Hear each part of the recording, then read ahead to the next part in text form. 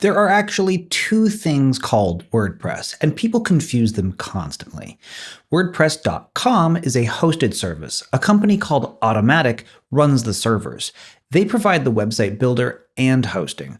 WordPress.org is the free open source software by itself, meaning you can download it and use it for free. You put it on your own hosting, and you fully own everything. When people say WordPress powers more than 40% of the web, they mean .org. That's the one we're talking about today.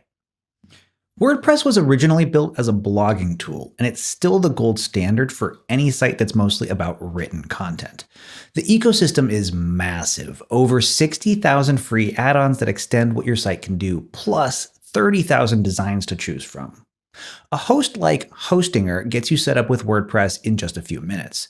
The easiest path for beginners from there is to install something called Starter Templates plugin.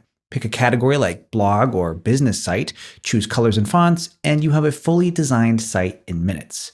But the real reason to pick WordPress is search.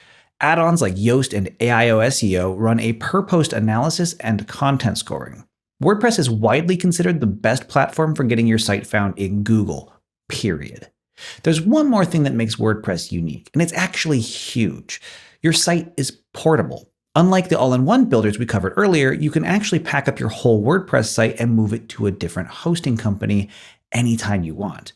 With Wix, Squarespace, or Hostinger Website Builder, you're locked in by design. The host and builder are the same product. With WordPress, your site is yours, and you can take it with you.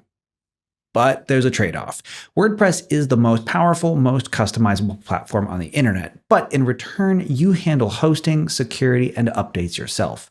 Though, most good hosts, such as Hostinger, automate that. Plan for a couple of weekends to learn it if you're learning from scratch.